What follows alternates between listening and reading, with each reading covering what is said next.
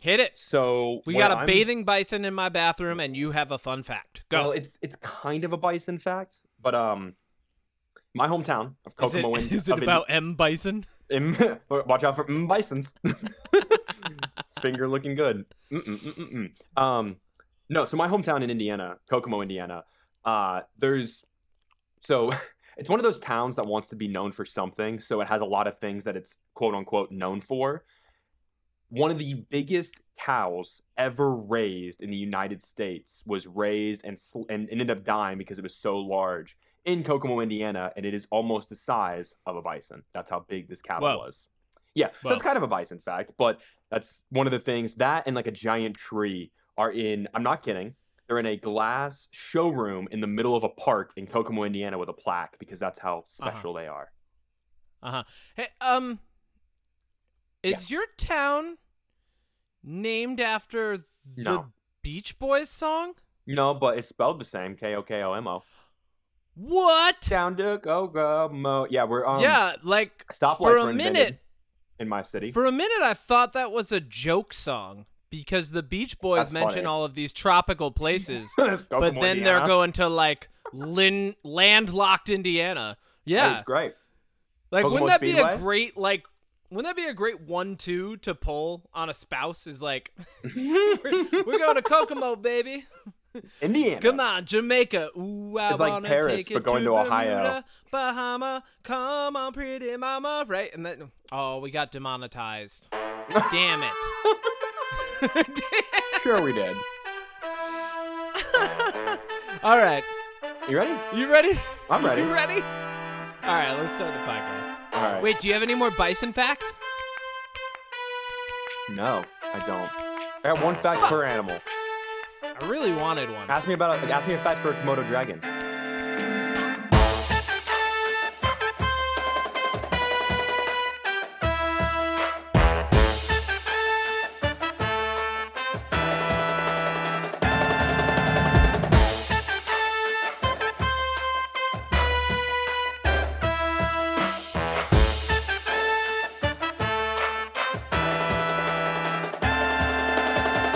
Are you ready to clap? Yes. 1, 2, 3. Yes. Did you just perfect. smack yourself in the face? I had to clap somehow, and I've been hitting a surface for 2 weeks because I'm holding the mic in my hands. Why are you holding the mic? Anyway. Do you have a stand? Anyway. I do have a stand, but I'm up in my room, and this is much more comfortable for me. Got it. So just holding it is perfect. Bienvenido al podcast Un Pap. Yo soy Kevin Miner y esta semana. Can I do the intro? Yo soy Kevin Miner. ¿Qué? Can I do the intro? No, you cannot do the Welcome intro. back to the I'm doing Unpop it in Podcast. Spanish. I am your host, Kevin Miner. With me, as always, is my co-host, Odie Matthews. You didn't do your Odie, pronouns. how are you? You didn't do your pronouns, Kevin. All right. Sorry, Odie. Ooh, you be Kevin this time. I don't want to be Kevin. Why? No offense to Kevin. So why? mean. What's wrong with I Kevin? I want to fucking be Kevin. Can I be Matt Pfeiffer? Hang on. Huh? Can I be Matt Pfeiffer, but let's restart this and I'll be like 10 minutes late. If you're Matt Turn Pfeiffer, on Matt Pfeiffer. you need to sound like a burgeoning folk singer who's smoked a lot of cigarettes. Even though Matt's probably not smoked that many cigarettes, he just sounds like it. I just wanted to make that joke about him always being late, so if he listens to this and I get a random text next week, I'll know he's listening and me calling him out for always being late. Ah, yes, he is always late. That way I'll know if he's listening. That Matt Pfeiffer. Could just Everybody's ask him, got a but... Matt Pfeiffer in their friend group, and they're always late to things. Anyway, all right, let's get the intro done properly. Welcome back to an Unpop Podcast. I'm not allowed to do it in Spanish, I guess. Sí. My name is Kevin Miner, El Capitan, he, him. And with me is... Odie Matthews, soy Capitan. They, them. No, you are not the Capitan. You don't think I know Spanish. You don't think I speak Espanol, huh? Eres. Sí. Eres. Sí. Mi subordinato. Tú eres muy feo. Sí. Sí. Sí. Mi eres muy bonito. Or bonita, whichever one. Que lástima para mí. All right, what are we talking about today? Not Spanish. I was about to say Star Wars in Spanish. Jesus, you speak better Spanish than me. La guerra de las estrellas. I don't Star Wars in Spanish. I barely speak Spanish. I speak enough to say what I just said, basically.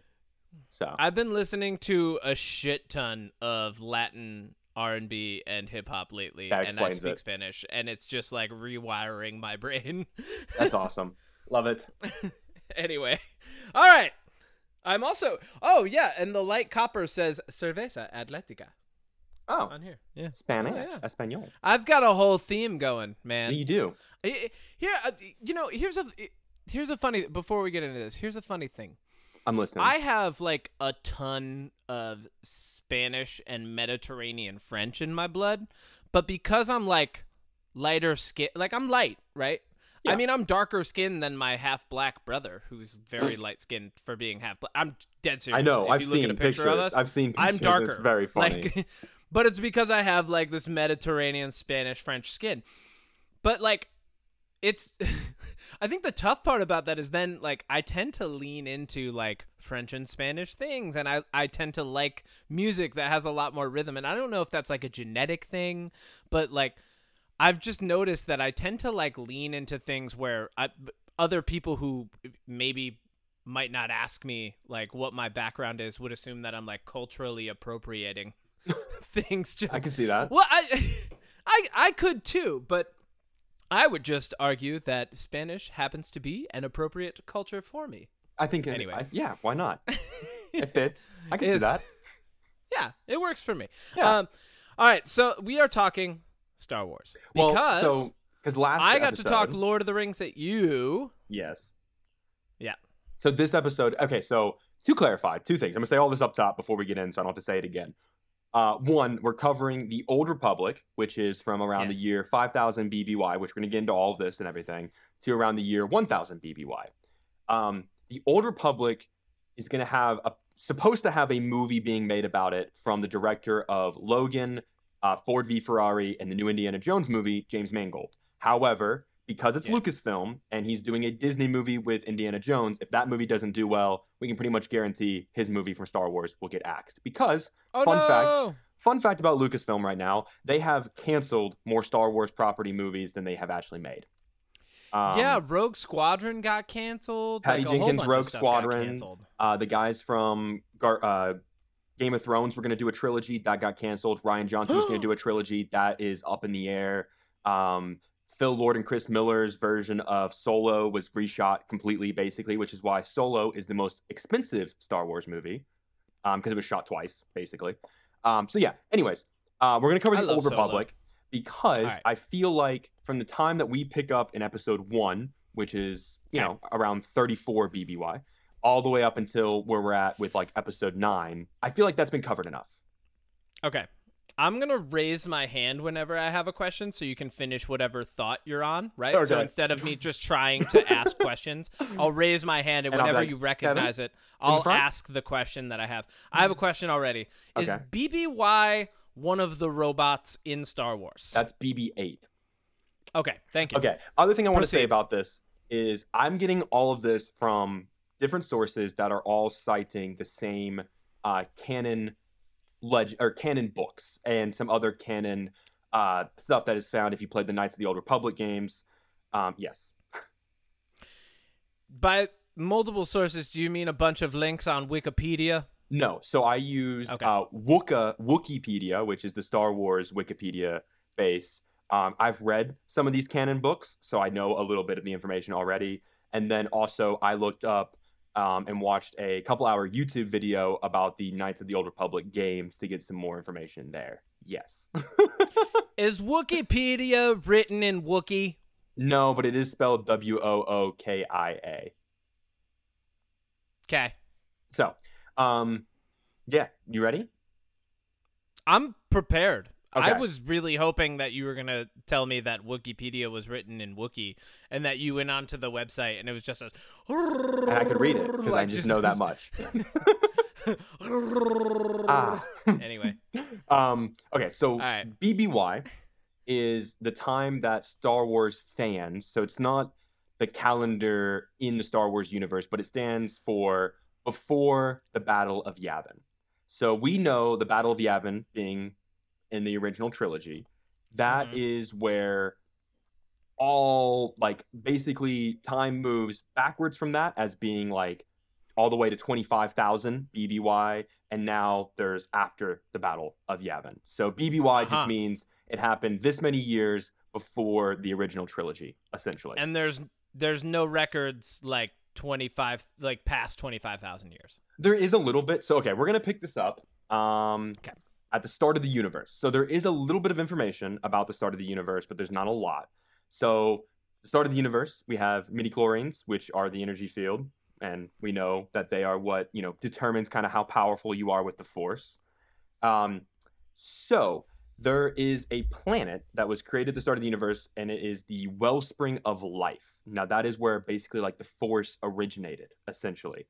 So when we pick up with the Jedi during like the Clone Wars and the prequel era, only one Jedi discovered its existence, and that was Qui-Gon Jinn. So there's an arc in the Clone Wars, and I'm going to try to tie this back. If there's any ties to like any of the media we have for Star Wars, I'm going to try to make sure I do that tie-in so you have a little bit more information. But essentially this planet, Qui-Gon discovered that this is how you become a Force ghost, essentially. I'm dumbing this down, but he was able to kind of preserve his essence a little bit without fully knowing how to. And this is what gave Yoda the information to go to this planet and learn how to become one with the Force, essentially becoming a Force ghost and passing that knowledge down to other Jedi, which is the way that they explain that there are some people that are Force ghosts and some people aren't, because there is a way that you have to become one with the Force in order to make that happen. So that's kind of like the summary of where Force ghosts come from. Yes. How many Force ghosts are there, and will there be an episode of Ghost Hunters that features them? I hope there's an episode of Force Ghost Hunters, because that would be amazing. Force Ghost Hunters. In the game The Force Unleashed, which is not canon, Star Killer, who is like the main protagonist, he actually kills Obi-Wan's Force Ghost somehow in that game. Oh my God. I guess it's possible. I'm just imagining an episode of Force Ghost Hunters where these guys like just go and like ransack Luke Skywalker's place. It's like Mandalorian. They show up, they're like, "We heard there's ghosts here," and like Luke's like trying to force push him out of there. And they're like, "Whoa, do you feel that? Do you feel that?" Anyway, if you're here, speak to us. keep going. Okay, so before we kick fully into the year 5000 BBY, I want to briefly touch on the year 25,000 BBY. So 25,000 years ago. This is where a lot of our precursor information comes in. So and I might mispronounce some things because they're complicated. The Dai Bindu, I believe I'm saying that, are founded. They're created around this year 25,000 BBY, and they are basically the precursor to what we know as Jedis. These are the first Force-sensitive beings. They aren't what we know as Jedi or Sith yet, but they are the first ones to wield the Force, and they are the first ones to create holocrons. Do you know what a holocron is? Absolutely not. It is an object that contains like top secret sensitive information that can only be opened with a strong Force wielder. That's all. Sith use them, Jedi use them. They're just like time capsules. Is that what that? They're vaults. Okay. Is that what that book is? That Rey opens in The Last Jedi? Is that a holocron? No, but what she's going after in episode 9 on the Death Star, the Emperor's holocron and stuff, it's just like they keep secrets in them, basically. They don't come up that much. Okay, keep going. So also around this time, about like, again, give or take however many years, the Prime Jedi comes into it first, and he is the first person to wield the Force, like, officially, and he creates the first Jedi Temple on Ahch-To, and this is where the first Jedi Temple are, and Ahch-To is actually mentioned in The Last Jedi by Luke. This is where the Jedi basically get their start, okay? The other thing I want to mention for this year, and the last thing, is if you've watched the Clone Wars, or if you're going to watch the Ahsoka series, there is a robot called Professor Huyang, I believe is how you say the name. I can't remember. He's in like 2 episodes of Clone Wars, voiced by David Tennant.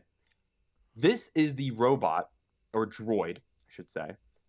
He was created in 2520,000 BC. So, like, again, 25,000 years ago, this robot comes into existence. And this robot is the one that takes younglings on their journey to become Padawans. And he's been around for 25,000 years. So as far as I can tell through my research, this is the oldest canon character in Star Wars. This robot, this droid voiced by David Tennant, has been around for 25,000 plus years. Pretty cool. Okay. That is pretty cool. So that's our precursor. That's not really going to ever come up again, but that's just a fun fact that I learned. So yes. Is he a robot or a droid? Droid. I should have said droid. Okay. There's not robots, they're droids. I just wanted to add, because there are robots in the Star Wars universe, droids, and then robots. there's droids. Yeah, he's a droid. Well, I'm just making sure. Yeah, I was correcting myself. All right, so let's kick this off with the first event of the Old Republic. So this is just known as the Republic. All right? That's the first event is called the Republic? No, the Jedi Order and everything, like the good guys are the Republic and the bad guys are still the Sith, right? Okay. So in the prequel era, it's the Galactic Republic, but in this era, it's just known as the Republic. So, 5,000 BBY, the Great Hyperspace War kicks off. So, at the beginning of time, obviously, over time, some people chose to wield the dark side of the Force. Some people chose to wield the light side of the Force. So the Jedi and Sith were already split, but it wasn't like it was super well known that those are the bad guys and these are the good guys, right? For 20,000 years, the universe has just been figuring shit out, basically. So. Oh, well, that tracks. Yeah, that makes sense. So we're going to go a little in depth on the species of the Sith. So the Sith were actually a physical species, a red-skinned tentacle species on a planet. The Sith were a physical species before they became known as the opposite of Jedi. Physical species. So during what is known as the 100 Years of Darkness, which is around this time but a little bit before, a rogue Jedi sought more power from the dark side and was eventually cast out from the Jedi Order. And during the 100 Years of Darkness, he officially created the Sith on a planet named Moraband, which is where the Sith were from, and started gathering followers. So right before the Great Hyperspace War, there's like 100 years of this Jedi decided he wanted to go to the dark side. He was kicked out. He became the Sith. He went to this planet, discovered the Sith species, started wielding the dark side of the Force and gathering followers, creating the Sith Empire, if you will.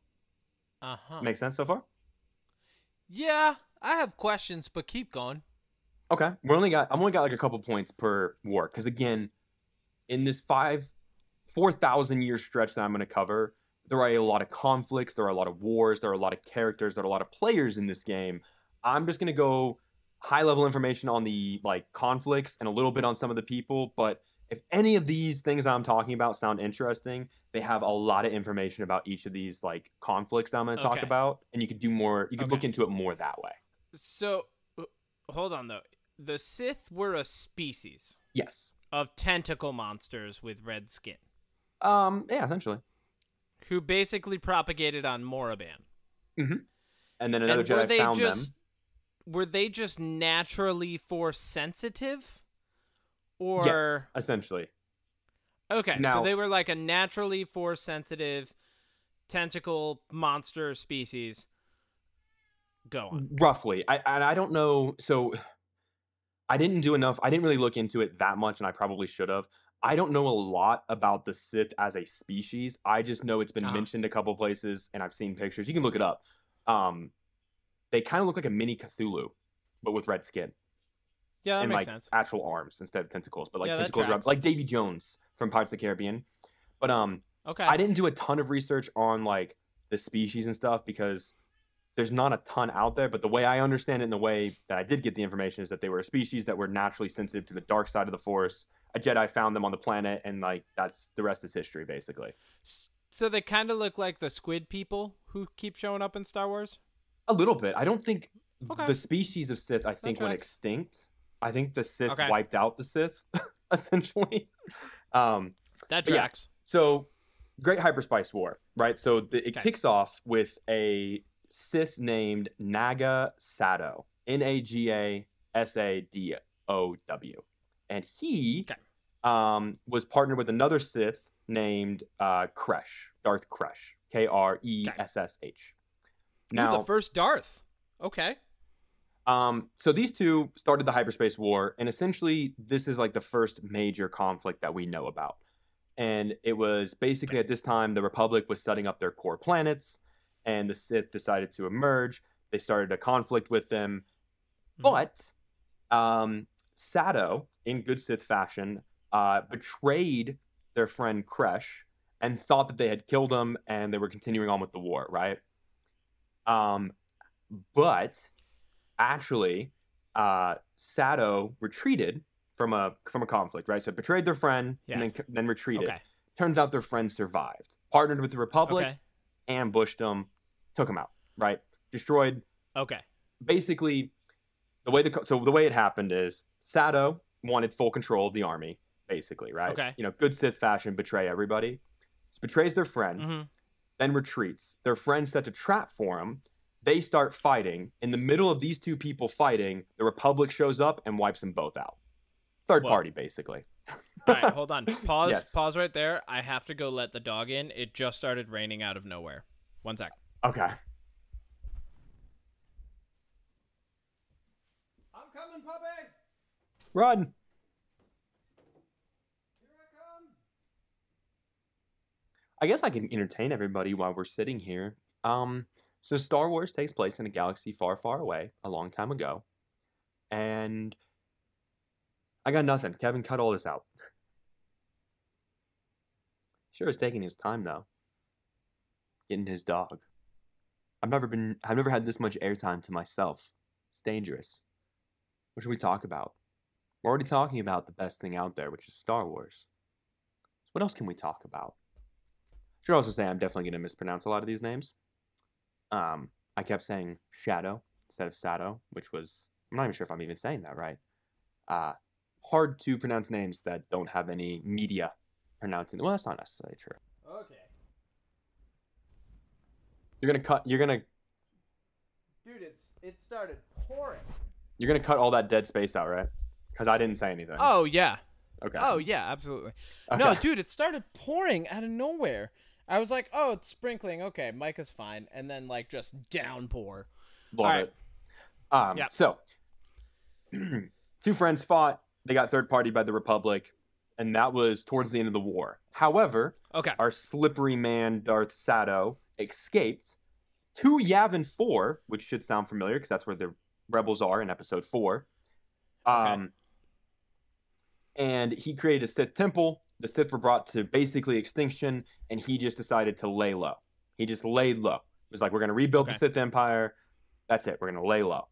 So that is the first, like, big conflict. It's a war that lasts, I think, a little less than, like, 20 years in total. Very, very...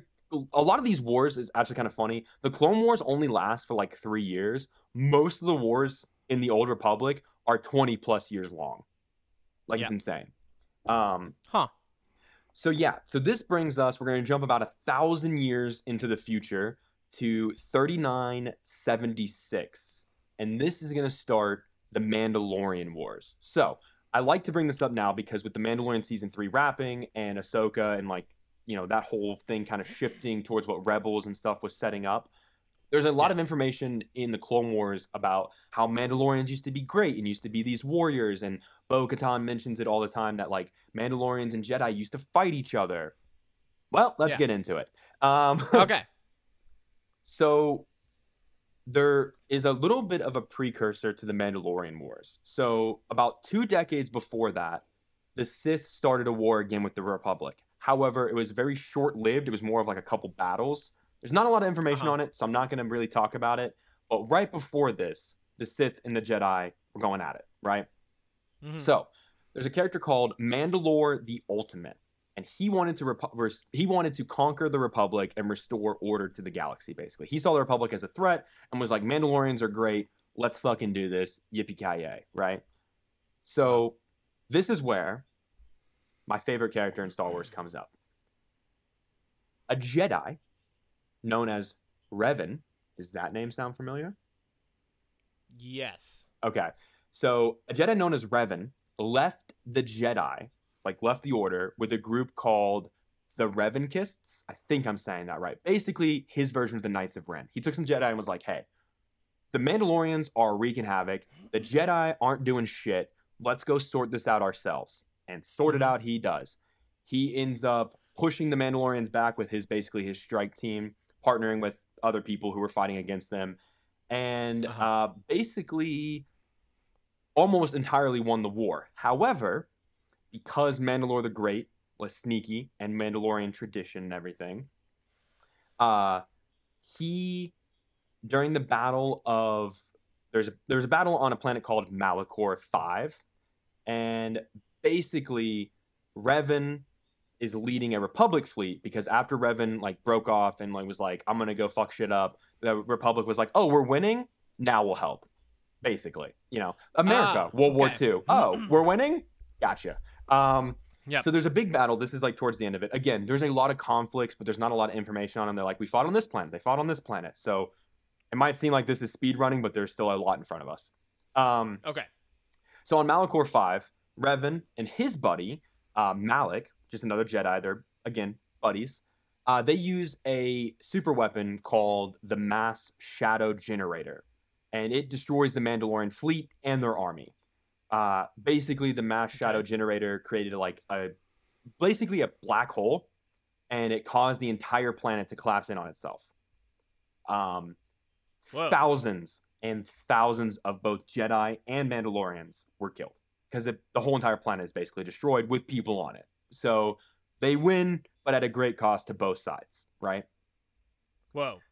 So towards the end of the war, because that was basically like the turning point, Mandalore the Great knows he's in trouble. So keeping with Mandalorian traditions, he challenges Revan to a duel to the death on his flagship, because he figures if he can beat Revan in a duel to the death, maybe that will maybe that'll do something, right? You know, like old. Also, his name is Mandalore the Ultimate. So exactly. He's probably pretty high on himself. He's probably like, yeah, I can definitely take this guy down. Have you heard my name?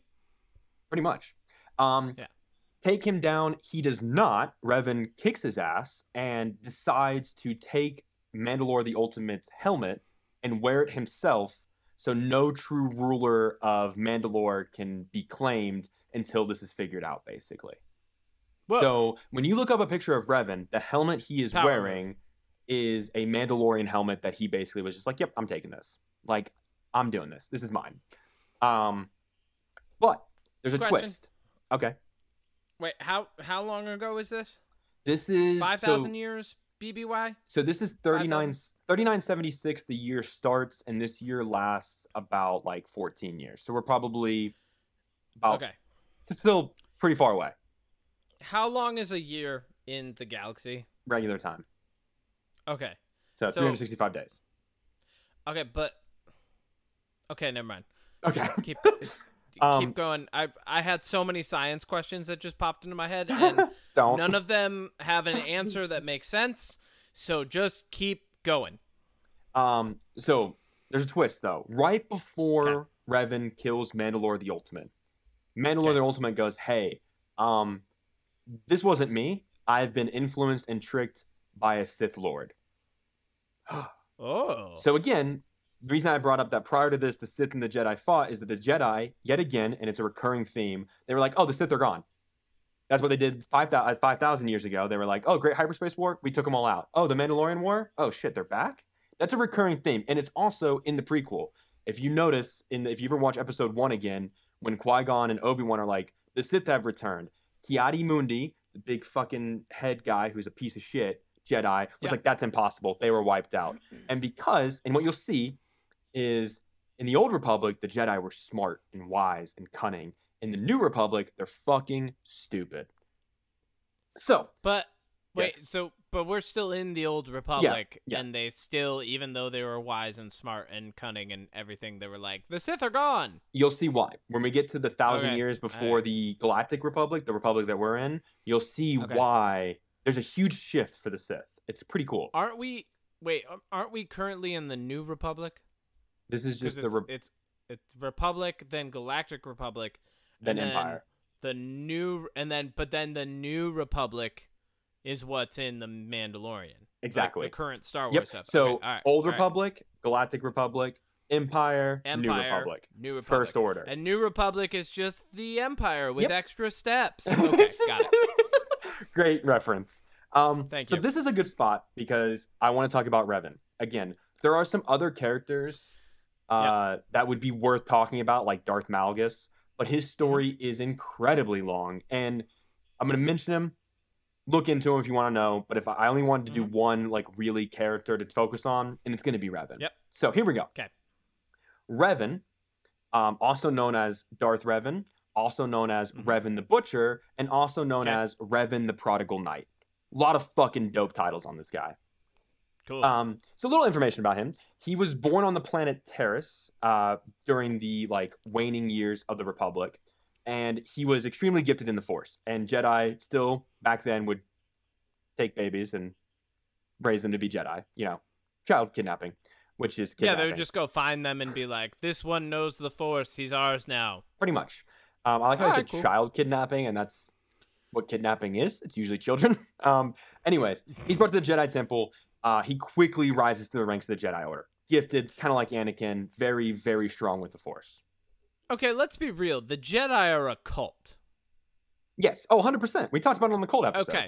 Yeah. The Jedi are a cult, but not 1000%. Only that, they're a cult that's like, you know, this baby is more closely related to Octu and our wellspring of life than anything else. Ooh, I did have one more question. Hold on. I'll let you just unleash on Revan. I have one more question. We're good. Okay. Octu has the wellspring of life. Mandalore has Octu the is where living waters. Octu is where the first Jedi temple was constructed. Okay. What's the place that has the wellspring of life?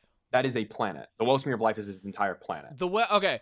Is the wellspring of life at all related to the living waters of Mandalore? No. So the wellspring of life, and you can look up the episode of Clone Wars, Yoda goes there, and there's actually, like, beings there that put people through the test, because nobody goes to the planet, because everyone thinks that planet, much like a lot of others that I'm mentioning, are just destroyed. But when they go there, they find that it's not always the case. Why do the beings put people through tests? They're like the original beings of the Force. They're the what did I call them at the front? The Dai Bindu. Wait, so the Dai Bindu are like, our job is to forever be test givers. No, that's not necessarily what happens. Usually they don't test anybody, but Yoda convinced them, basically, because they were going to kill Yoda. Oh, Yoda I think they were either going to let me show you what I got. They were either going to kill him or, like, kick him off. It's been a while since I've seen that episode, and I didn't do any research on it, so my memory's a little fuzzy, but yeah, it's basically. He was like, show you what I got, I will. Show me what you got. And Yoda was like, show you I will what I got. So Revan, like I said, he was taken to Coruscant to be trained as a Jedi. So there's a Jedi temple on Coruscant, the one that we know from the prequels is existing at this point. So now, like I said, he defeated Mandalore the Ultimate, and he had his buddy Malik. They were best buddies, right? So they find out that some Sith was influencing Mandalore the Ultimate. So they decided to follow and investigate the trail of the mysterious Sith influence that was over Mandalore the Ultimate. Oh. So during this investigation, they both discover a secret hidden Sith empire that had been growing since the Great Hyperspace War. So this is a little whiles in the making, right? So this is where it gets interesting. Both Revan and Malik were turned to the dark side by the Sith Empire. They got out there under their influence, and they were turned. Okay.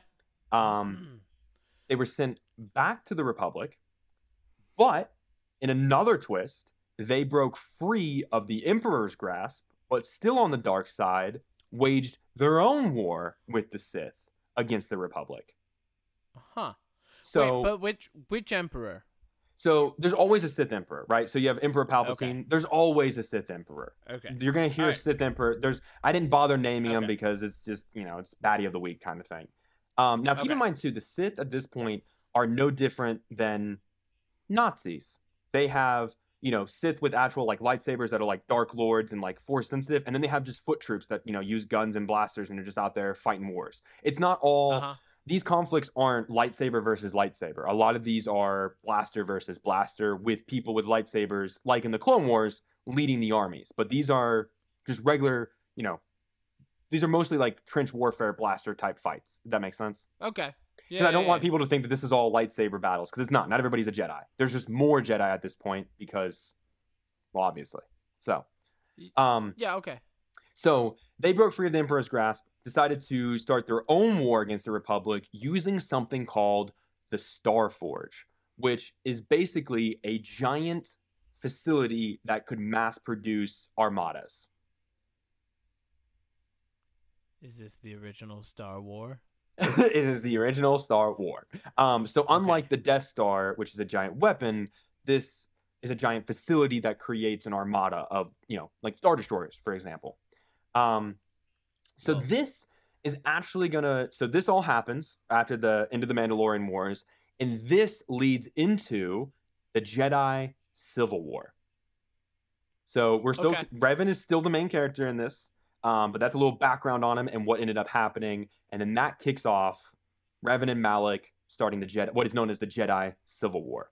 So there's a lot of battles in this war, but the Battle of Nerion was a turning point, and that's a little bit what we're going to talk about right now. So this is like the turning point of the war. Okay. So there is a Sith general named Darth Glovoc, Glovoc. Glovoc. Okay. He took his ship, which was named Dying Sun, because every Sith is an emo boy in 8th grade. He took it to the planet. And they were scanning the surface because they were looking for something. Popped up on Republic sensors or scanners, and they sent a strike force and obliterated him. He was so hyper-fixated on the planet, he didn't see the Republic fly in, took him out. Big, big blow to Revan and Malak's forces, right? Because that was like a flagship. He's just jamming out, like really interested in some shit, and the Republic just flies in from behind. Did you hear that? Oh, speed bump. Just kept jamming. Also, I can just imagine him telling the Emperor, he's like, I shall take Dying Sun, and the Emperor's just like, oh, fucking this guy. Jesus Christ. With the names. Glovoc. Why are you even doing that? He's like, it's Darth Glovoc, Emperor. And he's like, he's got like eyeliner Glovoc. On. Listen, Glovoc, you can calm down with the over dramatic names of things. And Glovoc's like, I didn't even pick my name. Let me pick some names for things. Anyway, it's like that bit of I think it was an episode of like Rick and Morty where they like went vampire hunting. At the end, they're like, the vampire's name was like a famous vampire's name. Like, why are you picking famous vampire names? That's stupid. Oh yeah, Coach Acula. Okay, so all right, keep going. That happens. It's a turning point. However, oh no, it's Coach Ferratu. That's what it was. You're right. Yeah. So anyways, 2 years after that, the Republic is still struggling, right? But they were struggling, but my notes are all mixed up. But the Jedi were able to get some information on Revan's fleet, and they came up with a plan. So it's pretty much been like, think of it World War I trench warfare. A lot of stalemates, a lot of just bashing two things together and nothing happening. Yep. So a small strike force. I love that there's so many strike forces in this. Which is also ironic because it's a small strike force sent against Revan, who also had a small strike force. So, Strike Force 2, Strike Force back. So anyways, they came up with a small strike force led by a Jedi named Bastille Shan. That name's going to be important. We're going to talk about her a little bit. So she boarded Revan's flagship in an attempt to take him down. What's his flagship called? I don't have the name here. I can look it up. Okay. But I don't think it was named. Or at least in my notes. Because he's not an emo boy? All right. Yeah, he's not. His is the living son. They didn't like each other. They were feuding. They would fly by each other and flip each other off. So she boards the ship in order to take Revan down. Are you ready for a twist? Yes. Malak orders all the ships to fire on Revan. Whoa. To take him out so he can take control of the forces and also take the Jedi Strike Force out. So lots of betrayal. That what Sith are supposed to do? So, yes, right? But at this point, it wasn't what we know as the apprentice always betrays the master. That doesn't come up until later. However, the Sith This is why I like the story of the Old Republic, because you see that the Sith, though the philosophy of the rule of two is what we know them as, even when there was hundreds of them, they still sucked because they always betrayed each other. Oh. So, classic bad guy.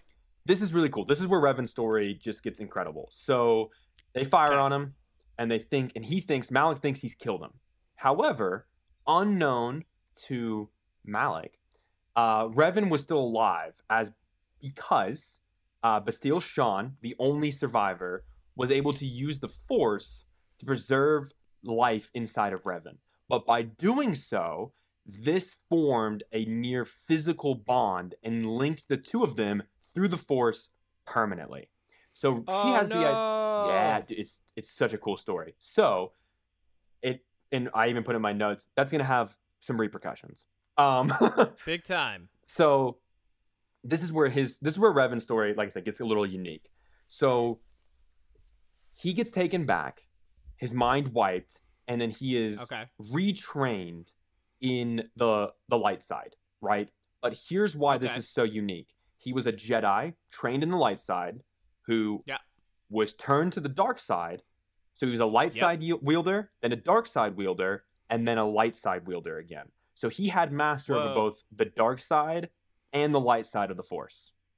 Mm-hmm. Something that people like Mace Windu, who has knowledge of the dark side and uses dark side elements in his fighting, but in order to be a master of the dark side and the light side, it's not something that happens, right? You can make a case that maybe Anakin. You can maybe make a case that maybe Anakin was because he was a Jedi, and then he became, a Sith. However, was Anakin truly a master of the Force on the light side? That's up for debate. So so he's now a reborn Jedi again. So basically, Revan's story is, I'm a good guy. I defeated a bad guy. I'm a bad guy. Now I'm a good guy again.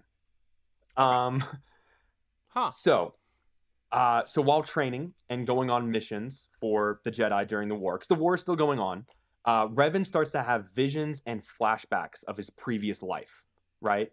And because of the bond with Bastille Shan, she is also seeing these visions and flashbacks. Oh. So that leads them to uncover some stuff, and then a little bit later, Malik is able to capture both Shan and Revan, right? So they're starting to figure some stuff out. Revan's starting to figure out who it is, and he captures both of them. In that time, Revan and Shan became a little close, if you know what I mean. A little wink, wink. You know what I mean? They had a little sex. Close. Yeah, kind of. So when Malik Revan and Shan be fucking. Yeah, so Malik didn't know that Revan was alive. And when he captured Shan, Revan was there, and he was like, holy shit, you're alive? Bro, that's not good. So, little bit of a pause here. Malik's whole deal, and the whole thing that him and Revan were trying to do, was to get the map pieces, which kind of is like the new sequel trilogy, getting the map pieces, to find the Starforge. They want to use the Starforge to create the Armada. They're fighting to find it. The Republican Jedi are trying to stop them. That's why it's a civil war. So if they get the Starforge, it's game over. Who's using the Starforge while they're trying to find it? They're trying to find it. It's an ancient device. They don't know where it is. There's maps, and that's what Malik and Revan have been trying to get. They're trying to get pieces of the map, and that's what the war is for. So they're like Indiana Jones in space in it. A little bit, because basically, love this guy. If they get the Starforge, they can create an armada, wipe out the Republic, they win. If the Republic stops them, they don't get the Starforge, Republic wins. You know what I mean? Yeah. So that's a very Nazis in Indiana Jones plan. Okay, I like it. Yeah. So he believes that Revan can find them after he's captured them. He's like, you know what? I bet you you could find these. So you're gonna go find them, and then while you're doing that, your new love interest, I'm gonna corrupt her and make her turn her to the dark side, which he does. Whoa. So while he's out there, just be turning to the dark side. It's apparently pretty easy. Or these Sith are just that good.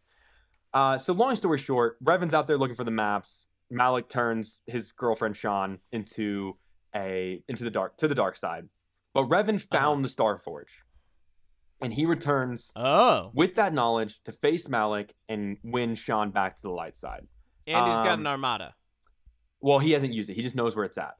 So he defeats Malak and then destroys the Starforge. Takes it out of the game completely. Just is like, you know what? Malak is gone. Why would he destroy it? Because he doesn't want anybody to use it, which is smart. Oh, okay. So, yeah. This is where Revan's story goes from awesome to sad. After this, they win. That's the end of the war, right? Malak's gone. Jedi Civil War is over. Yeah. Starforge is destroyed. Him and Sean escape to a planet together. They have a kid, and they have a life for about 2 years. What's their kid's name? It's not named.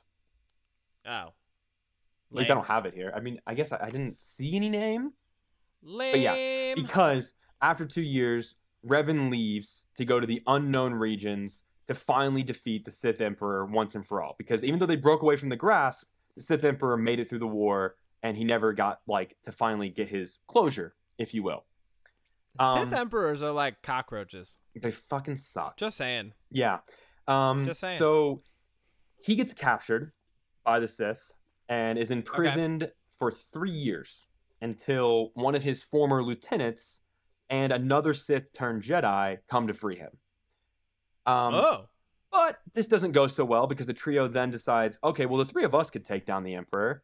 They fail. And then Revan is imprisoned for 300 years. Whoa. So he's going to disappear 100 times more. Yeah. Wow. So he's going to leave for a little bit. Does he become a Force ghost?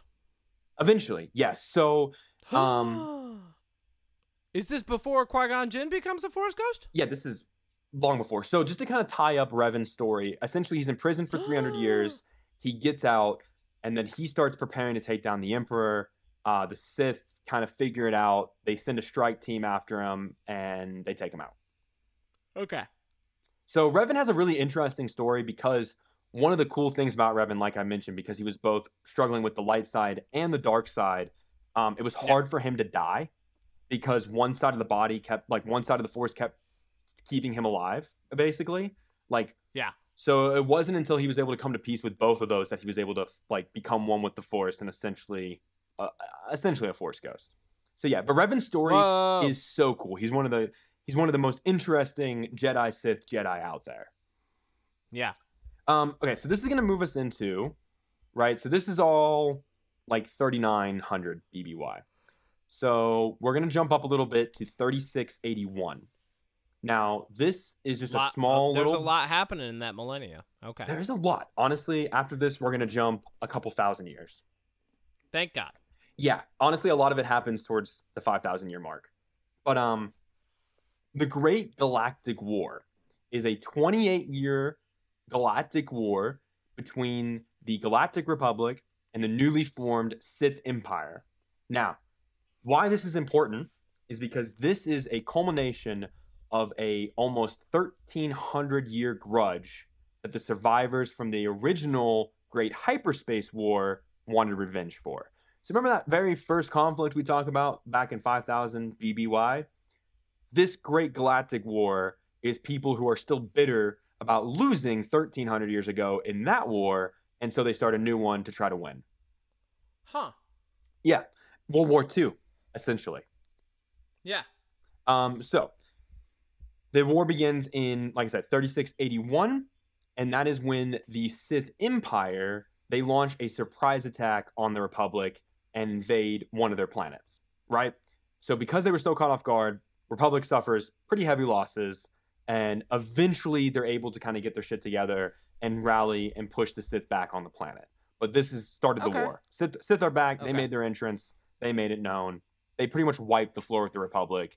And then the Republic rallies and is like, all right, well, I guess we can fight back. So unlike the other war, like the Great Hyperspace War, which mainly took place on the core planet system, which is 22 planets like Alderaan, Coruscant, Naboo, this shifts to the Outer Rim territories. So more of the planets on the outside of the solar system, or the rim of the solar system, almost like on the outer rim. Okay. So whoa, he said it. this is a lot. Like, there's a lot of wars, a lot of blood. Sith ultimately win and take control of the Outer Rim. But the war is far from over. So that's like in the first like couple of years, right? Yeah. So then this is 3681. We're going to skip all the way down to 3683. Or I'm sorry, 3653. I'm dyslexic. Okay. So little less than, again, basically towards the end of the war. This is where it gets fucking cool. And there's a cutscene of this on YouTube, and it is phenomenal. CGI, but it's phenomenal. 3653. The Sith launch a new offensive. This time, instead of taking the outer territories, they're going after the core worlds, including Alderaan. And there is a big battle on Alderaan. Massive battle. Okay. Ultimately leads to the loss of the Republic. So, because they lost, the Sith Emperor reaches out to the Supreme Chancellor, who's, you know, the leader of the Republic. So think Palpatine before he becomes Leatherface. The Emperor. Even though I'm pretty sure he was an Emperor like the entire time, wasn't he? Pretty much. Chancellor, Emperor, same thing. So basically the Sith Emperor is like, hey, I want peace. So like let's talk about peace. So then an event known as the sacking of Coruscant happens. Now, I mentioned this character earlier, Darth Malgus, who is a formidable force throughout this entire war, just fucking obliterating people left and right. He takes a bunch of high-ranking Sith and attacks the Jedi Temple. Crashes a ship into the Jedi Temple, Sith pour out, Jedi are caught off guard, and just wipes the floor with them. Order 66 Jedi Temple before Order 6 Jedi Temple. Just fucking obliterates them, right? Whoa. So then this is where it gets a little interesting. The Emperor and the Chancellor meet and they decide to have peace. Now, this is where people like Malgus and other Sith get upset because they think and they feel, and both sides feel this way, that no side really wants peace, and they feel like this is a ruse and something else is bigger at foot. And that is the end of the war, essentially. Eventually, like this war, the reason I'm not going to go too much into it is because when this war ends, there's then like a 10-year Cold War, and then there's a whole nother war, and it basically just ends with the Republic getting back their core territories, taking back the Jedi Temple, and that's it. Like, it doesn't really have like a fancy ending. The ending of the first part of the war is much more interesting, where the Sith kind of win in a lot of ways. Mm-hmm. So now we're gonna skip down to the year 1050 BBY as we come to the end of this historical ride. Okay. The first Mandalorian Jedi, named Tar Vizsla, creates what we know as the Darksaber. Now, if the last name That's a Vizsla, very Mandalorian name. Yeah, Tar it is. Vizsla. If Vizsla sounds familiar, it's because he's an ancestor of Pre Vizsla, who is the leader of the rogue group of Mandalorians during the Clone War arc, who tries to eventually get Mandalore back for himself. And also, more recently, Paz Vizsla from the Mandalorian show, the guy with the big bulky armor and like the minigun, ancestor of the first Mandalorian Jedi. Whoa. Yeah. So this also marks 1050 is the downfall of the Old Republic. This is where a series of events such as the Mandalorian Crusades, which are just the Mandalorians going and wreaking havoc, and another Jedi turned Sith guy named Darth Krall gets a victory over the... Yeah, he crawls away. He gets a victory for the Republic at the Battle of Wasted Years. And this basically marks, like, the Republic is in shambles. They never fully recovered from the Great Galactic War. Like, this is it. Yeah. So 18 years. Wait. Yep. Okay. Is that basically like their Vietnam? Oh my God. It might be, honestly. Oh God. All right, keep going. This is funny. I love how this is like American military history 101, but in space, like space opera American military history. All right, keep going. All right, so this is the last. Through this. Yeah, this is the last pit. This is going to lead us up into the prequel. So 1032, BBY. Okay. This is the start of the Galactic Republic and the defeat of the Sith. So, Jedi Sith War starts 1032. It is the last bit of wars that are going to be fought between the Jedi Order and the Sith Order as we know them through this time period. So this is the last time that large forces behind behind Sith people and large forces behind Jedis are going to clash in the way that we know. Now, I mentioned before this is a lot of like blaster warfare. That should not take away from the fact that there are a ton of lightsaber fights. You have thousands and thousands of Sith and Jedi with lightsabers fighting. Mm-hmm. That still happens, and it's cool, especially if you look up the cutscene of the sacking of Coruscant, where Darth Malgus leads all these Sith against Jedi. It is, again, it's worth watching. It's like 5 minutes. It's a very British name, too. The sacking of Coruscant. It was sacked. Most of the people in the original trilogy were British and bad. What? Like Tarkin? Right, keep going. Maybe he wasn't British. I don't know. So first, the Jedi reclaimed Coruscant and the Jedi Temple because, again, the Sith took it. Again, they got it back. That's a meaningful victory. Okay, got it. So this is where the Sith were defeated. The Sith were defeated and also believed to be destroyed once and for all on the Battle of Russan, right? Russan, almost like Russia, but with an N. Russan. So like their Waterloo. Okay, keep going. So yeah, this is basically where and why the Jedi think in the prequel era that the Sith were completely obliterated, because as far as they know, this was the end of the Sith. All of them were there. All of them were killed, right? Which is why they're so arrogant and ignorant to the idea that the Sith could have returned in Episode 1, which ultimately leads to the death of Qui-Gon because the Jedi, specifically Ki-Adi-Mundi, are a bunch of fucking idiots. But one Sith did survive, Kevin. And does the name Darth Bane sound familiar to you? Yes. It should, because he made sure that all the other Sith were definitely eradicated. Want to know why? Why? So, basically, at the end of the day, he becomes the sole survivor of the Sith, right? He makes sure the rest were eradicated. Yeah. He creates the rule of two. Now, this is a philosophy that there could never be any more than two Sith at any given time. A master that would a master that would harness power, and an apprentice that would crave it, right? And through that, knowledge would be passed on, because he believed that the reason why the Sith kept getting defeated is because there were so many of them. And he ends up helping Palpatine, even though they never meet, because again, this is 1,000 years before Palpatine.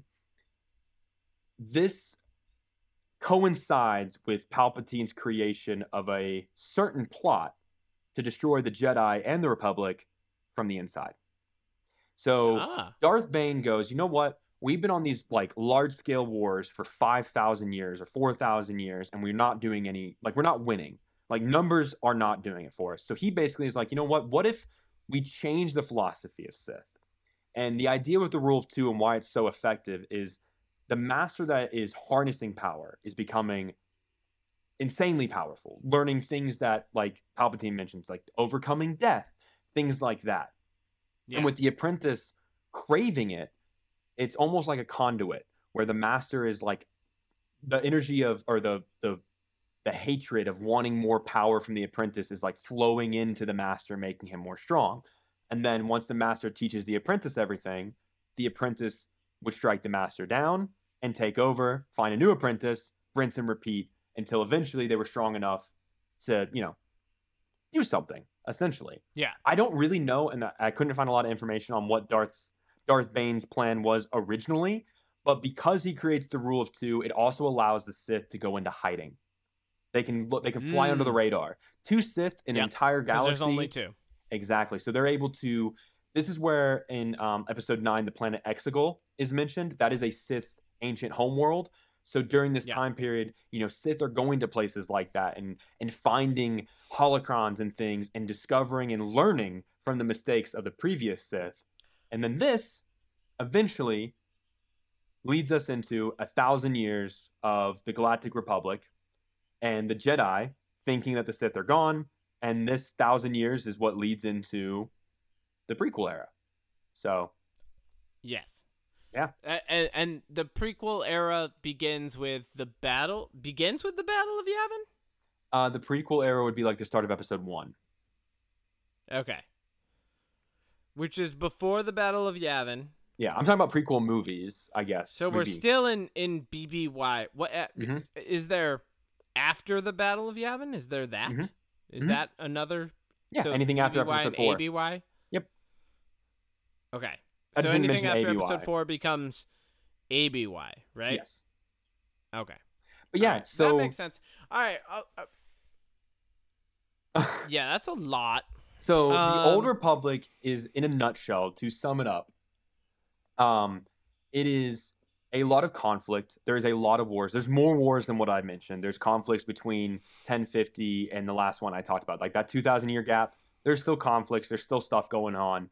But really it shows, and why I wanted to talk about it, is that it didn't always used to be two Sith. It used to be full-on Sith and Jedi at each other's throat. And why I think Star Wars is so cool is because hopefully we explore this time period. I hope we do. I hope we get like a Revan movie or a Malgus movie or something. But what makes it fascinating is you go from this time period of all-out wars and, you know, hundreds if not thousands of Sith against hundreds of thousands of Jedi to what we know in like the prequel era where there's lots of Jedi but no Sith. You get to see that. And then you see the time period of no Sith and no Jedi. Because what I think is so unique about the Star Wars story is that this time period, like I said, has a bunch of both. But in the original trilogy, there are 2 Sith, like there should be, and maybe 3 Jedi? Like that we know of, obviously. Obviously, there's more out there, and Ahsoka was alive, and other people were alive. I get it. But my point is that in those 3 movies, it's not all-out war. It is it's a 1v1, essentially. You know what I mean? Yeah. And I think it's so cool that Star Wars has both sides of that coin. Here's a lot of both, and then here's a little of both. Because what people don't realize is when Emperor Palpatine executes Order 66, right, and he takes out the Jedi Order, it's not like he then goes, all right, the Sith are coming back, fuck the rule of 2. He very mistakenly keeps the rule of 2. If Palpatine would have wiped out the Jedi and then recruited more for a Sith empire, we would never see the Jedi again. But he mistakenly keeps that rule of 2, and thus his own downfall. Yeah, it sounds like they're all kind of dumb in their own right. Yeah, the wrong history was learned from the history books of this time period. Yeah, like even Qui-Gon Jinn comes along, and people are like, "You're not supposed to train that guy, that kid. Like he's not ready." And Qui-Gon Jinn's like, "Oh no, he's ready." Yeah. This is just another layer of why I love Star Wars so much, because this time period, and again, I encourage you, there's a lot more than what I mentioned, but this time period is so fascinating because it is so different from the Star Wars that we have in media. It is so different than anything in episodes 1 through 9. Yes, there are wars and there are space battles, but nothing like this. Okay, so I've watched the vast majority of Star Wars entertainment that there is to be watched, right? I've watched pretty much all of it. Except for the Bad Batch. I haven't watched that yet. Oh, that's good. That's real good. Yeah, but I'm going to give you credit because one, I still kind of don't care for like the Jedi Sith story. I think I've just outgrown it. It's too much, Superman versus Bizarro for me. You know, that's fair. That's what it is. It's just fair. like, we wield the power of the universe, and whoever can win this lightsaber fight will decide the fate of the entire galaxy. And it's like, in my mind, every time like they're like the stakes are the whole galaxy, and it's come down to us two. I'm like, maybe not. Yeah, that's why I like stories like Solo and stuff, where it's like low stakes. My favorite Star Wars are, and I think will continue to be from this point forward, Solo, Andor, certain episodes of The Mandalorian, especially like episodes that have nothing to do with anything on a galactic scale, like ones where they're like isolated to a planet. Like, Monster in of the my Week. mind, the universe of the Star Wars universe, the Star Wars galaxy, right? Because it's a galaxy, so let's not call it a full universe, but the galaxy of Star Wars is so much more interesting to me than the battle between light and dark, right? Like I'm more interested in Cassian Andor. I'm more interested in Han Solo. I'm more interested in what's the assassin droid? IG-88. Baby Yoda pilots. IG-88. I love IG-88. You know, my favorite Star Wars games were Star Wars X-Wing and Star Wars TIE Fighter, right? Yeah. Like, remember those games? Oh, yeah. I played the Old Republic games. And that's why I loved them. I loved those games. They were so good. And then, like, there was a Boba Fett game way back in the day. There was a Jango that Fett, was a ton of fun. the Bounty Hunter game where you're Jango Fett on, like, the GameCube. I remember that one. Yeah. There was a Boba Pod Fett Racer? one on Nintendo 64. Yeah. Pod racing on Nintendo 64. Absolute killer. I would love to see more stuff that takes place with smaller stakes.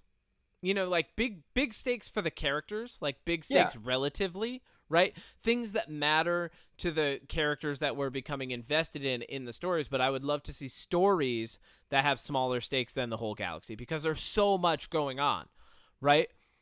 Like I would almost love to see I know that they probably can't do this, but like a Star Trek-y type thing in the Star Wars universe, you know, where it's like, oh yeah, they definitely it's like a bunch of people on one ship interacting with the galaxy because there's still a lot of the galaxy that we haven't seen. Also, I kind of answered one of my questions while you were explaining that. I was going to ask, how do we know what a year is based on BBY, ABY? But then you said the core planets, and I'm like, okay, so we're just using the perspective of the core planets to measure a year, because in my mind I'm like, it's a whole galaxy, so there's solar systems, which means planets rotate at different speeds around different suns. Yeah, so that would mean that a year is very different everywhere around the, like, I think you looked into it a solar little too system much. has a different sense of a year. Well, that's where Yeah. I go. Like, my brain goes, no, that's hey, fair. wouldn't there be different years? And then the answer is yes. However, if there are core planets and they're kind of the ones that are like establishing the greater rules for most of the galaxy, right? Then you'll have people out in the galaxy that are like, oh, well, it takes us 2 years to orbit this sun, right? You know, like, because they're using the years that they were given from the core planets. That also is giving a lot of credit to the idea that that is true, and that it's just not, maybe time is irrelevant in Star Wars and we're just measuring this off of history books. I mean, you know what I mean? Like, there's that too. Nobody's but thinking as that hard Star about Wars it. continues to delve more into its like franchise, right? Like the greater Star Wars that exists, like things like Andor. I think I see it leaning more into like the sci-fi political thriller realm rather than like space opera fantasy, which is what it was to begin with, right? It was like space fantasy opera. Mm-hmm. Now it's more sci-fi political thriller. And there's still like the space opera fantasy with like, you know, Ahsoka's coming out and that's going to be a space opera for sure. Well, I will say this, because you mentioned you'd like to see stories that are set kind of isolated. Taika Waititi is apparently, hopefully it's not canceled, but again, who knows? He is apparently working on a Star Wars movie, has been, and in his words, it takes place on the like outer rim of the galaxy, new characters, new stories, like it's new everything. That's Nothing what been I touched. want. And I like that. I would, you know what I want? I want a gritty whodunit on Coruscant. You know, like I want, I want a single solar system love story for a couple of bounty hunters, or you know, like I want I want interesting stories that don't only put the galaxy at stake. And I get it, like Star Wars, like what's really hard, you know, you said it, I think in our second episode or maybe third episode, but like no one hates Star Wars like a Star Wars fan. Like Star Wars, they're never going to be able to cater to each fan group that they have. But I have a feeling that I have a feeling if they were to label things correctly, Like if there was like the part of the Star Wars universe that was more of like the insular storytelling and smaller stakes things, you know, and then there was like the part of the Star Wars universe, like if they could just get like the Jedi saga to branch out and be its own thing by itself, that the people who love the Jedi could watch and enjoy, I feel like they would do themselves a huge favor.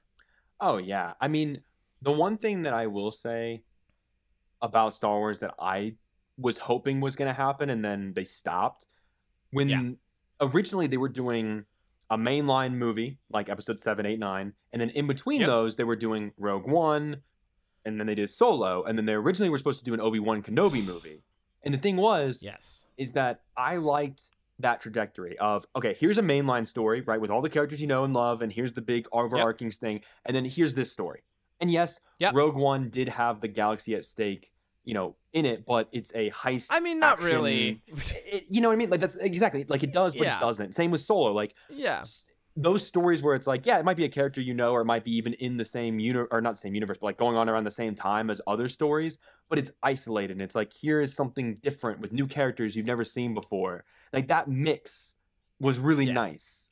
I loved Solo. Oh, yeah. Like, we just watched it the other day. Still love Solo. I do too. I think it is, in my opinion, it is the best Star Wars film.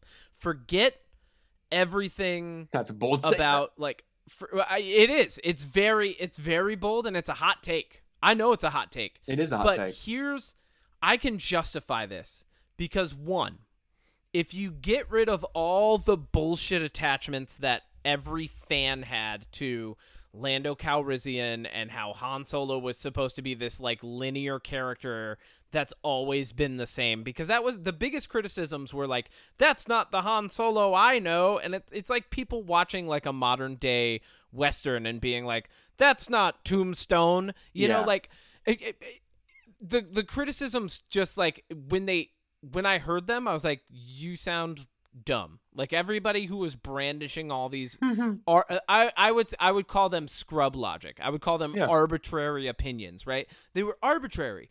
They were like, I wanted to see more Chewbacca, and it's like, it's called Solo. Like, I don't care. The movie, he starts as an orphan. He has a hero's journey, but it's a very broken one. They do a heist like 15 minutes into the fucking film. They do a heist. Yeah. That's awesome. Yeah. And then you get the trench warfare. Awesome. You meet the guy he gets his blaster from, and it's fucking Woody Harrelson. Right? Yeah. No, you're right. And then you meet his love interest, and it's goddamn Daenerys Targaryen, and then Paul Bettany. Oh, Paul Bettany. Yeah. You know that was originally going to be... We have not had a villain like Paul Bettany in Star Wars. That was going to be somebody else. We have not had one since. I don't... Did you know that? No. I meant the actor was going to be different. When they shot, like I said, it was a movie that was shot twice. The original actor was, I believe, Mahershala Ali. I'm glad it was Paul Bettany. He did such a good job. Great. Oh, yeah, definitely. They did 100%. An amazing job with Paul Bettany. Just like, he has this perfect sense of calm villain attitude. Like everything is threatening, but also he doesn't give a shit. Like, he's just like, you can't touch me. It's so fucking good. And then at the end, just the reveal, like, fucking Star Wars spoilers. Pew, pew, pew, pew, spoilers. The reveal of Darth Maul at the end with fucking mechanical legs. Yeah. Come on. That's amazing. Even if what ends up happening is like Darth Maul has like another 2 cameos and like that's it. Like, even if it's just that, that's way better than I would say the bulk of the Jedi saga. You want a fun fact about what? I'm sorry, I was gonna say Childish Gambino is fucking Lando Calrissian. Like, so we deserve the Solo story. There's a Lando show. There might be a Lando show coming with Donald Glover. Better fucking. But here's what I was gonna say. You want to know something fun about Darth Maul? So, what? Spoilers again. He meets his end in an episode of Rebels. He confronts Obi-Wan again on Tatooine, and Obi-Wan kills him in like 3 slices. Right? Yeah, which is great. Originally, George Lucas' plan for the sequel trilogy, big baddie, was Maul. He That's survived. how it should have been. He survives. You wouldn't have seen him in Rebels at all. And then it would have been, and again, this is a report I read a while back, but it would have been like 5 to 10 years after episode 6. And it would have been Maul, his apprentice, and it would have been more of a, like, oh, you were trained by the guy who cut me in half kind of thing? All right, well, I'm coming after you. And it would be more of a, not like an empire with a big super weapon, like what we got, where it's another big emperor and everything. It would have been more of a condensed personal trilogy of the main characters against, Yeah. Fucking dope. That would have been great. I would have loved that.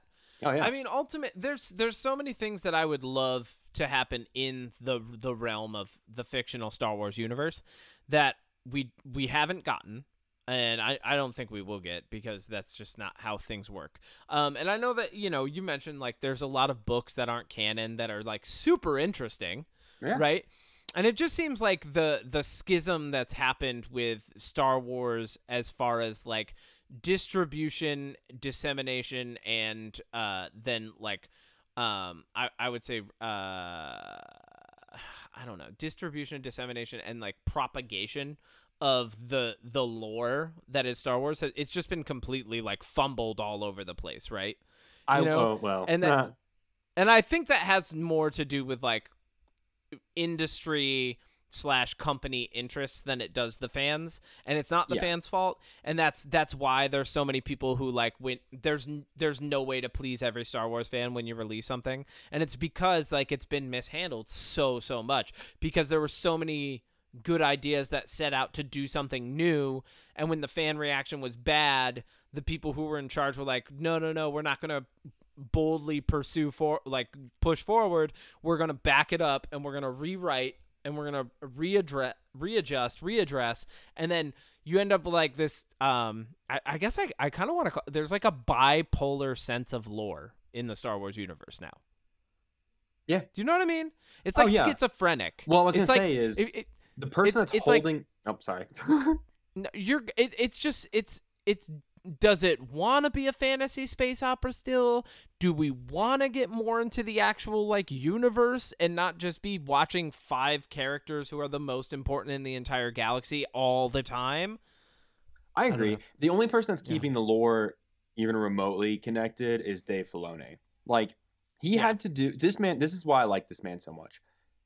In episode 3, Anakin says to General Grievous, "You're smaller than I expected," insinuating that they never met before that. So he had to write an entire show about a 3-year battle where one of the main generals never meets another main general. Every encounter with General Grievous in the Clone Wars is either a different Jedi or Obi-Wan. He had to write that in a way that Anakin and General Grievous would never cross paths. Yeah, that's hard. Because of one throwaway line in episode 3. A good line. Yeah.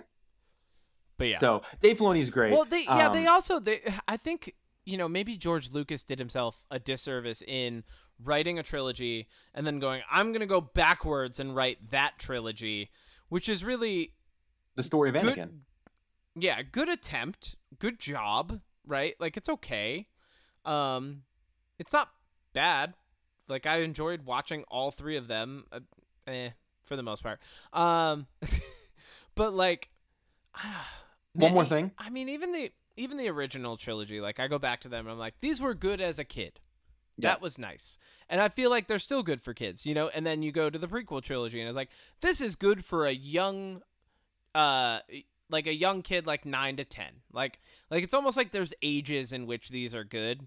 And I would identify them as the ages that I saw them in. Like I was 5 and, like, Yoda and Luke training on a fucking swamp planet was cool, right? When you first meet Yoda and he's just like a Muppet, like, that's cool. And then you go into, like, the second batch of 3 and you're like 8 to, well, that's what he was. He was designed by Jim Henson. I know. He's a Muppet. I know. But then, like, then you go into the ones where he's CG and Mace Windu's there and they're cloning things and, like, there's a little more stakes. Like, that's good as, like, a preteen. And then I would even probably say that the new trilogy, if I was, like, a teenager still, probably would be pretty good and interesting to me. But ultimately, the things that are like grabbing my attention now, if I'm going to continue watching anything in the Star Wars universe, it's going to be something that leans more into sci-fi, political thriller, political drama. You know, like they're just more interesting to me now. Disagree. That's fine. But to be fair, the other thing I wanted to say, because you mentioned the prequels, and this is a fact that I have that I want to bring up. Something that people don't know about Palpatine. Now, I've said this before, and I will happily, if people request this, you can at me on Instagram or wherever, I will happily do an entire episode about why I think this is good. If you look at the 9 movies as a movie centered around Anakin's legacy and Emperor Palpatine, but mostly it's a Palpatine story. That's what they did by what they did in episode 9. Now, here's the thing. During episode 1, Palpatine is still an apprentice to his Sith master. During episode 1, Palpatine is the apprentice of Darth Plagueis, the Sith Lord that Palpatine... So this is why this is beautiful writing. In episode 3, everybody already knows this, Palpatine's talking to Anakin. He's like, have you ever heard the story of Darth Plagueis the Wise? And Anakin's like, nah. And he's like, well, of course the Jedi wouldn't tell you about it. Here's why Palpatine is so fucking good. He killed Plagueis. After Anakin shows up and he meets Anakin, he's like, oh shit, this is the chosen one. He goes off and murders Darth Plagueis in his sleep, right? Now, Darth Plagueis was the one that was consumed with cheating death. And he had already taught Palpatine everything he knew, and then Palpatine killed him. Now, unlike the rule of 2 that I mentioned previously, Darth Plagueis didn't see that coming and wasn't expecting it, because the traditional way of the apprentice taking over from the master was a duel. So Plagueis was murdered in his Highlander sleep. Style. Basically. So Palpatine not only was sneaky and cunning and created the plan to destroy the Republic from the inside, he also used that leverage of his master learning about how to cheat death to bait Anakin into a story being like, oh, you wouldn't have heard about this. The Jedi wouldn't tell you. The Jedi didn't even know he fucking existed. But yet, but Palpatine was able to twist and turn it. His own, like, everything he did was so incredibly thought out. It's actually insane when you really think about it. And a lot of it could be chopped up to, like, it's plot armor, right? But the fact that Palpatine also didn't like to use lightsabers. If you look, he duels Mace Windu, and then during the duel with Yoda, he's put on the back foot, retreats, and starts using the Force instead. Because Palpatine was not a dueler. You never see him duel except for once in episode 3. Because Palpatine was unlike other Sith. He used his mind and knowledge, not his weapons. It's a crazy story. And it makes Rey's character even better. I'm done. Why does it make Rey's character better? So, in my opinion, you have Anakin, who was tragically turned to the dark side, lied to, and baited into believing that if he did all these horrendous things, he could save Padme, only to discover or be lied to that he killed Padme. And that his kids didn't survive, right? So he did all of that. Everything he did up until the point of his battle with Obi-Wan on Mustafar was for nothing. Everything in the Clone Wars, all of his training, all of his attempts to save Padme, it was all for nothing. Very tragic, right? Fast forward to Rey, a daughter of a clone of the most horrendous person in the galaxy. Of a clone. Wait, who's the clone? That was her dad is a clone of Palpatine. Okay. Yeah. Again, I can get into that more, but basically, yeah, so she's Palpatine's daughter. Sound familiar? Like, I don't know, maybe Anakin's kid? There's parallels. Wait, so does Palpatine, like, just send his clone out into the galaxy and he's like, so what go happened fornicate? Is between episode 6 and episode 7, right? If you watch The Mandalorian, you know that Moff Gideon is trying to clone, right? So the Emperor, the way that he knew how to cheat death from Darth Plagueis, and I get it, people are like, this is such a, like, after the fact fix of his death in episode 6. And I'm not going to take away from that. It's stupid. I don't like that Emperor. Yeah. I don't like that Palpatine came back. However, he's here to stay and it's canon, and I've come to love it for what it is. He Yeah. he was able to move his conscious before death into a force-sensitive body on Exegol. Remember the planet I mentioned, a Sith homeworld? The ancient Sith that are there in episode 9 are cloning bodies. They clone one, and it's a perfect match, force-sensitive and everything, but it escapes.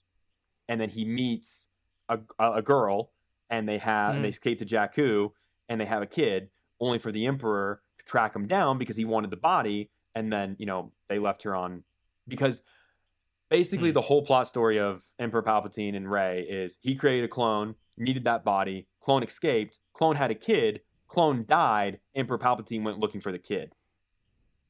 Because the way it works, the way to cheat death, basically, to Palpatine is, if somebody strikes you down with all of their anger, you can then move your consciousness into their body and take it over. Which is why Emperor Palpatine, throughout the entire 6 movies, is like, strike me down with all your rage. Do it, do it, do it. Because then he would take the body, basically. Yeah. Yeah. Huh. He took the rule of 2 and used it to his advantage. He was hoping that his apprentice would strike him down in rage and then be able to, but he wasn't able to do that. Wait.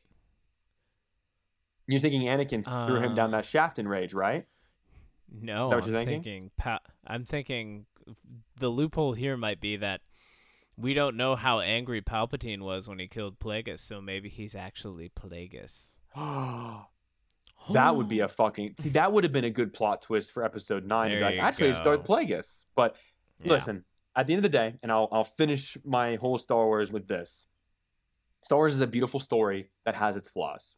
And those flaws have been attempted to be patched up, and in some ways it works really well. In other ways, not so much. But at the end of the day, I will always love Star Wars 100%. I love all the movies. I love all the media. I just love it. It's just something that no matter how good or how bad it might be, I just love it.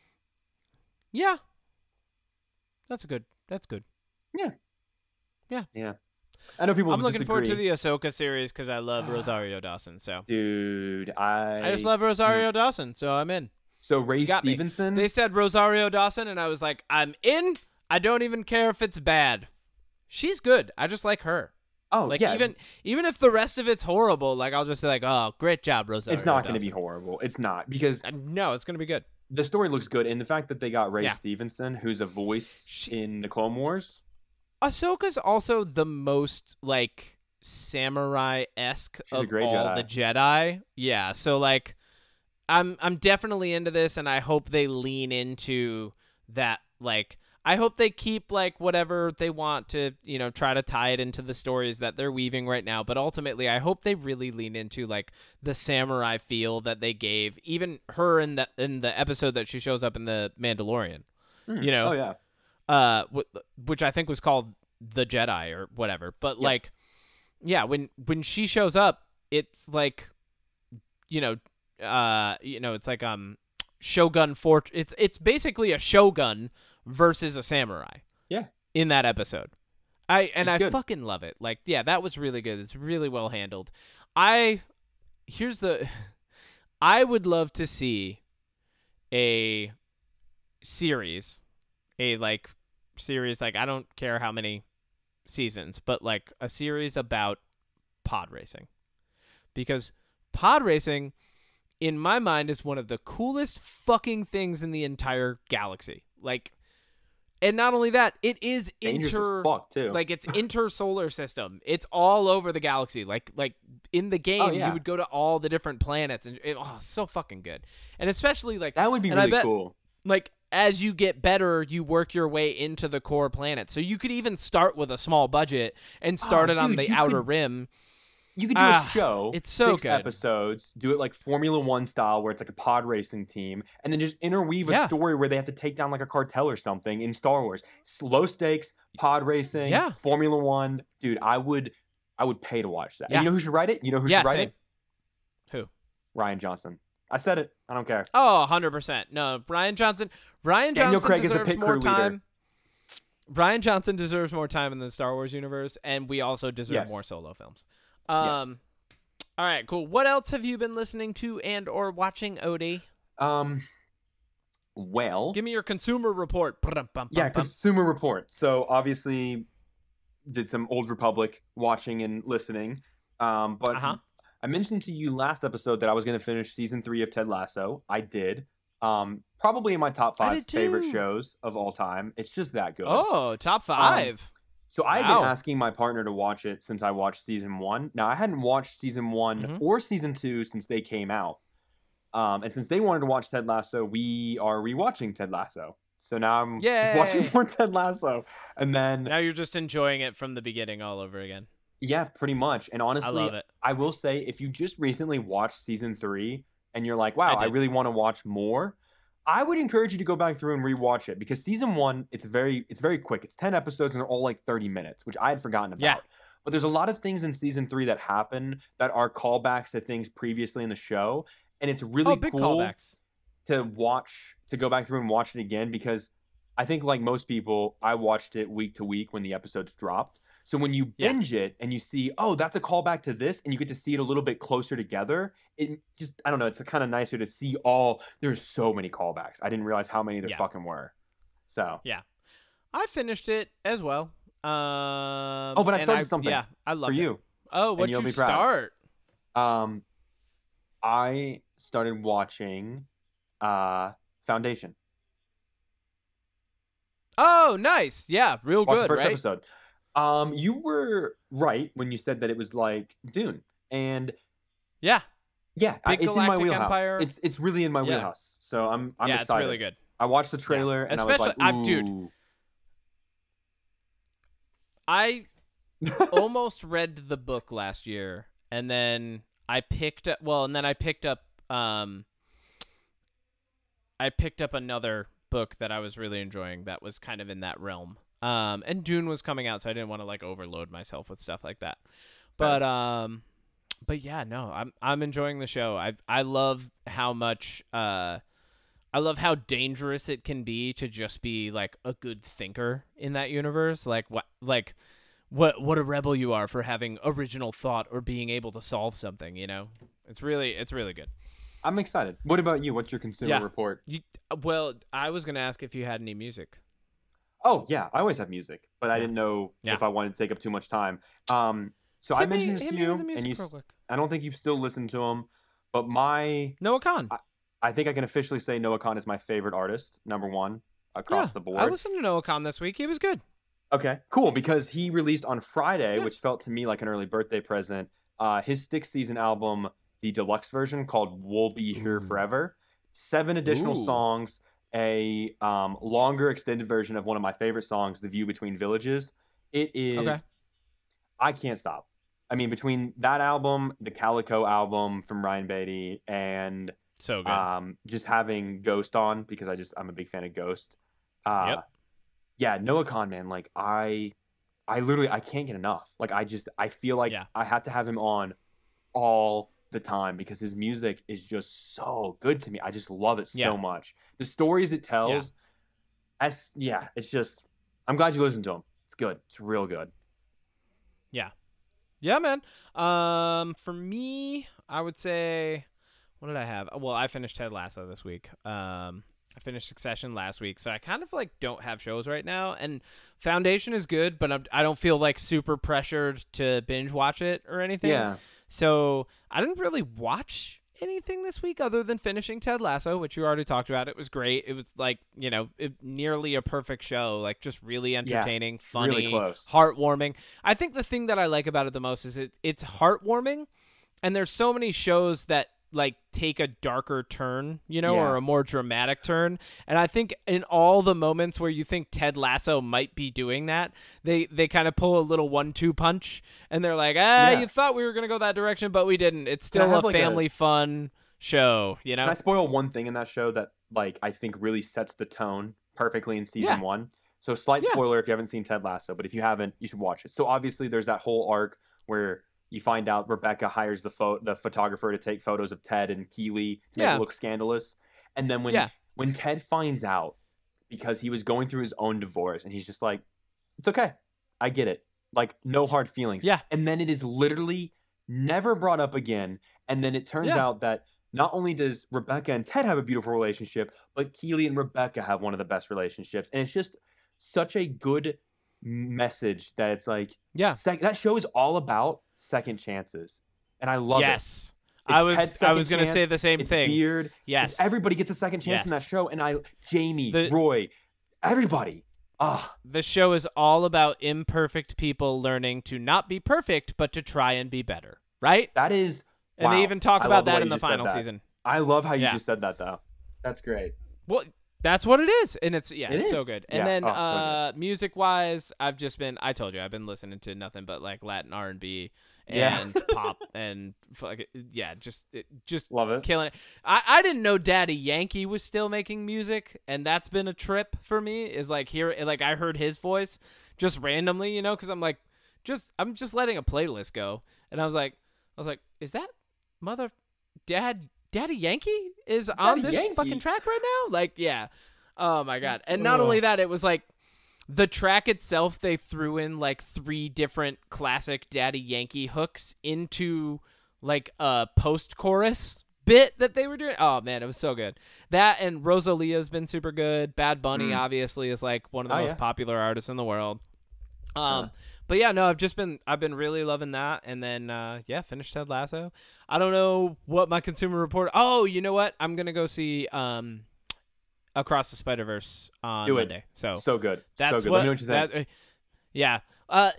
Here's what, if I'll propose this as a possible topic for next week, or a topic at some point. Let's talk about the multicultural approach that we are now allowed to take with entertainment, just production, stories in general, and how much richness a multicultural attitude has given us in like just shows, movies, comics, everything. Because I think about this a lot. And I think a lot of people think about this a lot. Like there's a lot in this world that gets politicized, and without taking it into a hugely political realm, I think one thing that I think about a lot is how grateful I am that like I can read stories that have non-binary characters, or even like I can read a story like I can read Gideon the Ninth, which God forbid we have a lesbian space opera with sword fighters, right? Like that exists. And Miles Morales, like I love the creation of Miles Morales. I would love to talk about this because his story is like the story of the character being created is cool. It's really cool. Dude, Caden's favorite Spider-Man is Miles Morales. Understandable. He's fucking It's dope. awesome. He's awesome. And then a thing that let's talk about multicultural approach to entertainment next episode. One thing that I really want to get into, and I'll kind of give you the heads up on this. So in the new Magic the Gathering set for Lord of the Rings, Aragorn and some of the elf characters are darker skinned. I'm not going to say black. I'm going to say that they're darker skinned because they exist on a fantasy world where they just happen to have a darker skin tone. Yeah. Which to me is just cool. But yeah, let's get into that next. I think that would be a good place to go. Can I real I have quick something to end on, by the way. Yeah. Whenever you're done, I have what I want to end on. When you're done, I have something. Oh, I was gonna pitch a bit for the ending. Well, I beat you to it. Save it. Skip it. Yeah, I will save it.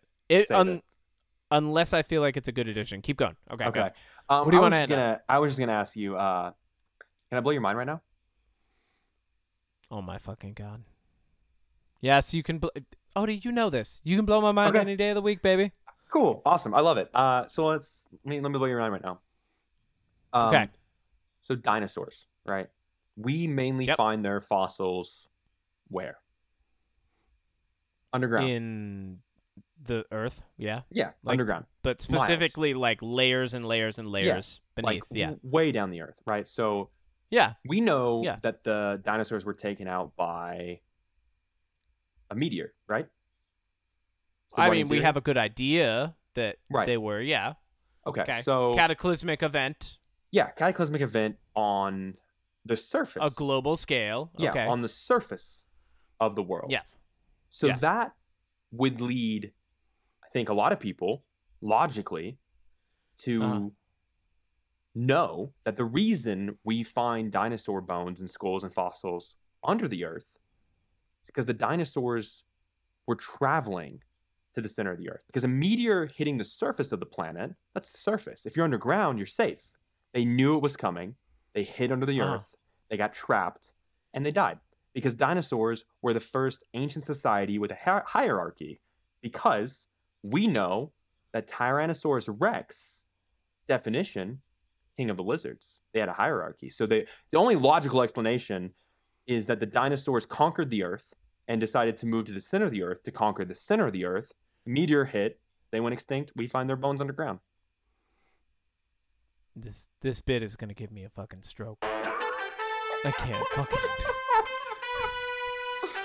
Yeah, you're right. That's it. That's the end of the podcast right there. That's the end of the... Wow. You like that?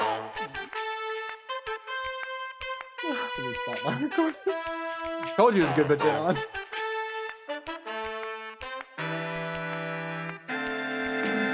We're good. I'm recording. I'm also recording. Hooray! We got it. Okay. All right, Odie. Yes. Let's finish off this segment, or let's finish off this episode, the same way that we finished off our other review of large quantities of pop culture and lore-based material. Which characters in the Star Wars universe do you think the It's Always Sunny characters would be best as? Go. Well, I think I want to say Charlie Day is Jar Jar Binks because he's stupid, but he's not stupid in the way that Jar Jar Binks is. Uh-huh. So he's the first one I want to put in there, but he's the only one that I'm like, who is dumb in a Charlie way? You know who I think would be perfect for Charlie Day? Who? Just because the personality would be so off the fucking charts would be R2-D2. Because R2-D2 is always getting into a predicament and like getting into fights with other droids, he is threatened by the existence of other droids that might be smarter, Yeah. I like that one. Definitely R2-D2. Charlie Day for sure. Yeah.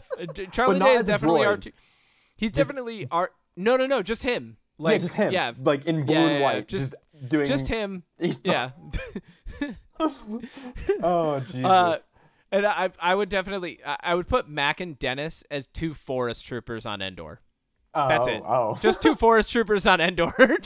I would put Dennis because he's so cocky and also kind of bad at everything. Yeah. I would honestly put him as like, who's a Jedi that's not the best Oh my at god. everything? Oh my god. No, Dennis is General Grievous. Oh my god. That's not there. That's a good one. I was gonna say he's kind of like I know that this character like now is okay, but he's kind of like Boba Fett. He's kind of dumb and arrogant because Boba Fett's pretty dumb in the original trilogy. Yeah, I think Boba Fett is pretty dumb. That's a pretty good one.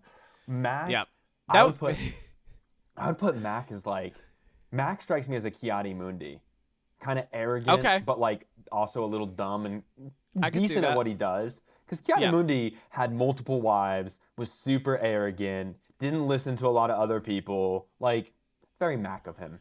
I think Mac is either him or I think Mac is like one of the other diplomats on Sky City. Oh my god, yes. Just like not Lando Calrissian, but just like he's like a lieutenant governor when or a lieutenant mayor when like Lando Calrissian's gone. Yeah. And then Frank D? straight up is Frank? Frank straight up is a Jawa.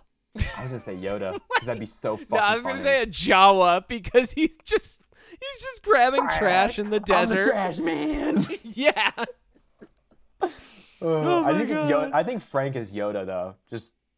I could see him as Yoda, but I would love to see him as just a Jawa. Like I don't think any of them would be characters of any great importance. Like my god, do you know the people... I feel like D would just be a stormtrooper. Like just straight up just a stormtrooper, like, or Dee's like a reluctant sand person. She's like, why do I gotta be with the sand people? Yes, I was gonna say she should be a Tusken Raider. That'd be hilarious. Yeah. Just and Frank's a Jawa. I was gonna say, you know who else perfect. would be a good Frank? You know those little people that fix the droids in The Mandalorian? Oh, yeah. You know what I'm talking about? Yep. I think that'd be a really funny Frank. Oh my I God. forget what they're called, but D would totally be a Mandalorian separatist who doesn't join in when all the Mandalorians get back together. Like she'd be like, I have my own plans to take over Mandalore. It's fine. Like, there's so many characters they would fit as. Yeah, I would just them in any universe is just immediate comedy gold. It's perfect. 100%. Yep. That's the episode.